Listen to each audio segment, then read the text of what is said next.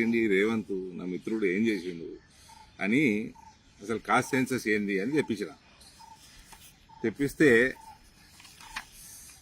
ఇది 7వ తారీఖు హిందూ దినపత్రిక, మంచి దినపత్రికనే. ఫిబ్రవరి 6వ తారీఖు రేవంత్ రెడ్డి గారు అసెంబ్లీలో మాట్లాడి ఉన్నట్టు చెప్పాడు.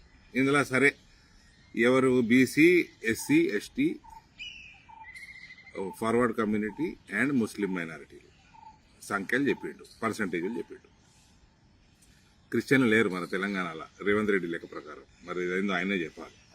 ఒకటి, సో 3,54,75,554 పాపులేషన్ అన్నట్టు ముఖ్యమంత్రి గారు చెప్పిండ్రు. ఇది నేను చెప్పింది కాదు, వాళ్ళు చెప్పింది కాదు, రేవంత్ అసెంబ్లీలో మాట్లాడిందంట, హిందూ దినపత్రిక కేసు.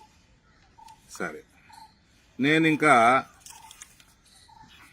మా వాళ్ళకి ఫోన్ చేసి మా వానికి చెప్పి అసలు తెలంగాణలో ఎలక్టోరల్ రోల్ ఎంతున్నది, ఎలక్షన్ కమిషన్ వెబ్సైట్లకి వెళ్ళి తీయండి అంటే ఈ 33 జిల్లాలు అసెంబ్లీ నియోజకవర్గాల వారి